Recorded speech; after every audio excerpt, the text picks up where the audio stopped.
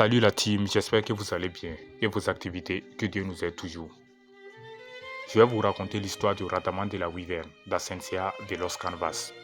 Comme vous le savez, Radaman de la Wyvern est l'un des 3 juges des enfers. Il est sans aucun doute l'un des personnages les plus redoutables et emblématiques de Ascensia de Los Canvas. Il incarne la cruauté, la loyauté et la puissance brute de l'armée d'Hadès. Pour comprendre réellement l'essence de ce personnage, il faut qu'on plonge dans son rôle au sein de la guerre sainte du 19e siècle, là où son nom résonne comme une véritable terreur parmi les chevaliers d'Athéna. Si tu ne t'es pas encore abonné, tu peux le faire, car ça ne prend pas du temps. Et surtout, n'oublie pas d'activer la cloche de la notification pour ne pas rater certaines de mes vidéos. Merci.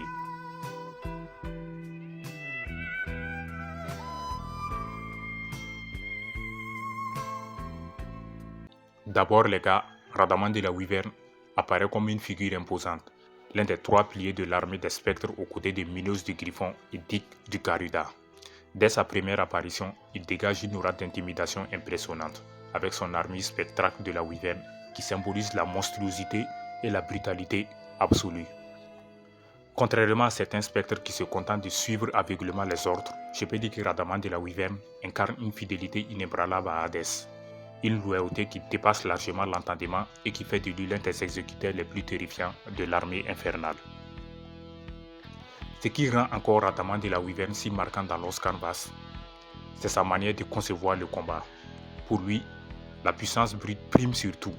Oui les gars, il méprise la faiblesse et il considère que le plus fort a le droit d'écraser les plus faibles à tout moment qu'il veut. Donc cette philosophie transparaît dans ses affrontements où il ne cherche jamais à retenir ses coups. Il frappe toujours avec l'intention d'anéantir totalement son adversaire. Oui, son cosmos empli d'une noirceur oppressante semble capable de faire trembler même les chevaliers d'or. L'un des moments où Radaman de la Wyvern révèle toute sa brutalité est lorsqu'il affronte certains des saints d'Athéna et démontre une grande résistance surhumaine. Sa plus grande technique emblématique qu'on connaît, le Critescotion, est un assaut d'une violence extrême qui pulvérise ses adversaires en les écrasant sous une puissance dévastatrice.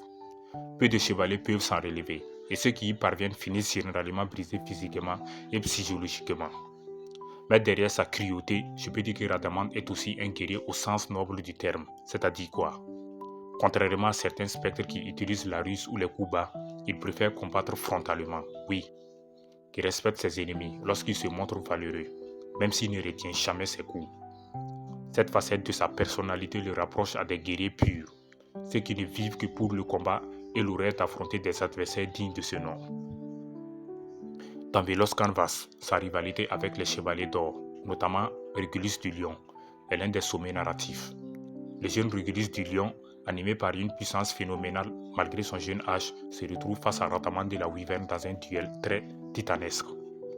Je peux dire que le combat est un mélange de rage, de technique et de puissance cosmique. Régulus, prodige au cosmos flamboyant, oppose sa lumière à la noirceur écrasante du juge de la Wyvern. Radaman se montre implacable, encaissant des attaques d'une intensité exceptionnelle, et prouvant pourquoi il est considéré comme l'un des piliers de l'armée d'Hadès. Même face à un génie de calibre de Régulus, je peux dire qu'il ne flanche même pas. Oui les gars, Radaman n'a pas flanché. Il impose sa présence comme une montagne inébranlable. L'histoire de Radaman de la Wyvern est également marquée par son rôle en tant que véritable mur vivant pour protéger Hadès et ses desseins. Il est celui qui incarne le plus l'image du soldat très parfait, ne remettant jamais en question les sorts de son dieu. Cette loyauté totale, presque fanatique, fait de lui une figure redoutée par les chevaliers d'Athéna. Là où d'autres spectres hésitent, doutent ou trahissent, je peux dire que Radaman de la Wyvern reste inflexible, se tenant toujours du côté des ténèbres, prêt à donner sa vie pour la cause infernale. Sans mentir, il est trop accro à Hadès. Il aime trop Hadès même, oui les gars. Ce contraste entre sa brutalité et son sens de l'horreur guerrier le rend encore plus marquant. Je m'explique. Radaman ne se contente pas d'être un simple antagonisme secondaire comme on le pense. Non, il devient une véritable légende parmi les spectres. Il incarne la force brute, la loyauté et la terreur, mais il impose aussi le respect par son courage et sa détermination absolue. Son rôle dans la guerre sainte du 19e siècle illustre parfaitement la tragédie de ses affrontements cosmiques. Malgré toute sa puissance, malgré sa loyauté indestructible, je peux dire que Radaman reste un pion au service d'Hadès, condamné à être l'instrument de la destruction. Pourtant, même en tant que pion, il impose son nom et son héritage, marquant profondément l'histoire de Viloscan Vaz. Chaque apparition de Radaman de la Wyvern est un moment de tension. Chaque combat qu'il livre est une démonstration de puissance et de férocité. Et c'est précisément cette intensité qui fait de lui un personnage inoubliable, non seulement dans Lost Canvas, mais aussi dans tout l'univers de Senseiya confondu. Radaman de la Wyvern est l'incarnation même du guerrier infernal. C'est un juge très impitoyable, un rempart infranchissable, et l'un des adversaires les plus terrifiants qu'Athéna et ses chevaliers aient jamais affronté du tout. Ok les gars, je pense que c'est la fin pour cette vidéo. Si vous avez aimé, n'hésitez pas à la liker et à la partager. Ce qu'il y a, dites-moi dans les commentaires. Je réponds à tous les commentaires. Merci.